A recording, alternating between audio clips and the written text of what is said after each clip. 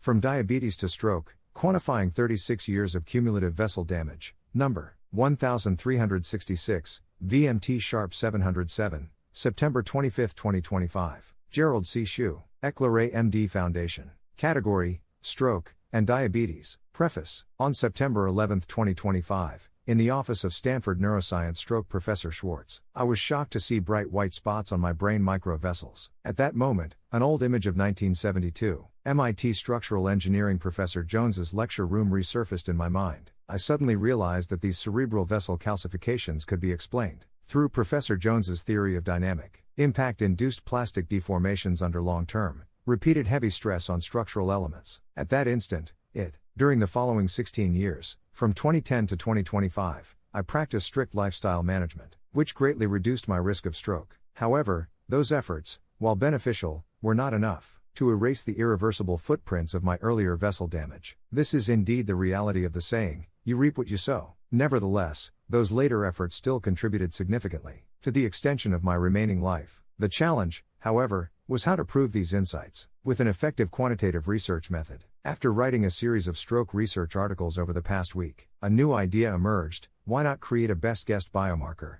dataset, reconstructed from my past clinical test results, to rebuild the missing inputs for the years from 1990 to 2009? In this research, I applied Professor Jones's emphasized triad research approach, the academic theory of viscoplastic energy, to my own body as a living laboratory, supported by more than 4 million data points of lifestyle and biomarkers, analyzed with the medical AI system I developed on my iPhone over the past 20 years. Introduction. Stroke is not the outcome of a single sudden event, but the result of decades of accumulated vascular damage. Traditional medical research relies on population averages, statistical correlations, and short-term follow-ups, which cannot fully capture an individual's irreversible disease trajectory. This study takes a different approach. I applied the Viscoplastic Energy Model, VMT, to 36 years of my own longitudinal health data, quantifying how three major stressors, type 2 diabetes, T2D, biological aging, age, and pulse pressure, PP, related to vessel stiffness, combined over time, 1990 through 2025, to create my irreversible cerebral microvessel calcification.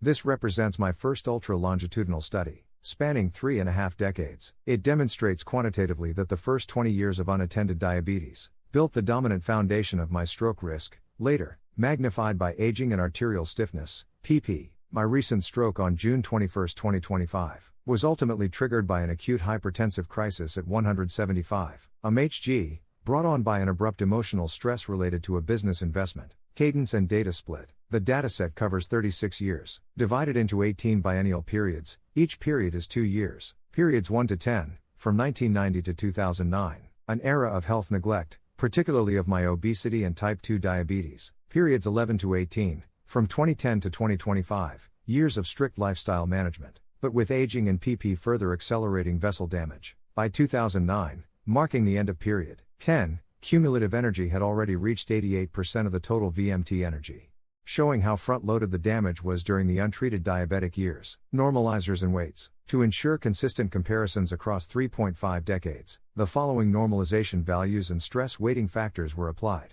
EAG norm is 120 mg per deciliter. Bioage norm is 70 years. PP norm is 50 mm of mercury. The stress index formula is equal to 100, multiplied by the sum of 0.45 times the EAG index, plus 0.35 times the bioage index, plus 0.20 times the PP index. VMT definitions. Strain is strain index, based on EAG, bioage and PP. 3 stressors is normalize EAG for T2D, biological age, and PP for vessel stiffness. VMT energy equals the sum of stress times delta strain rate, computed discretely for each biennial period using calculus method. This framework allows cumulative, irreversible damage to be quantified as the VMT energy over time, just as in engineering when materials are subjected to repetitive stress and plastic deformation. Numerical results. From my 36-year dataset, total cumulative VMT energy 3,358.0 units. Area 1, T2D, 1,828.43,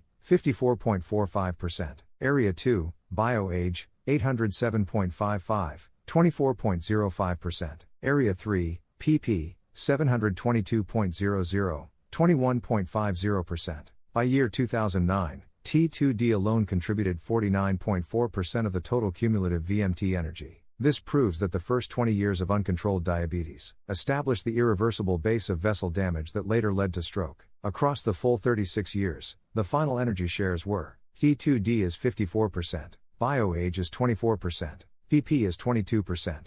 Pathophysiological insights: T2D, chronic hyperglycemia damages the endothelium, accelerates medial calcification, and impairs microcirculation. Aging, loss of vascular elasticity, adds irreversible stiffness, compounding prior injuries. Pulse pressure, repeated hemodynamic stress, magnifies endothelial injury and arterial fatigue. By 2010, these factors converged, with diabetes setting the stage, 49.4%, and aging plus PP, 38.6%, completing the pathology of my stroke incident. Later use of some diabetes medications could lower some strain contributions, but could not erase the accumulated viscoplastic energy, the irreversible vascular damage footprints of early T2D. Methods note and limitations. From 1990 to 2009, periods 1 to 10, values were reconstructed from memory and intermittent clinic records. From 2010 to 2025, values came from my daily diligent glucose data measurements. Although early numbers are approximate, they are directionally consistent with my history of poor glucose control. The biennial structure preserves the trajectory and magnitude of long-term changes, which is what matters in VMT energy analysis. As a one-sentence claim,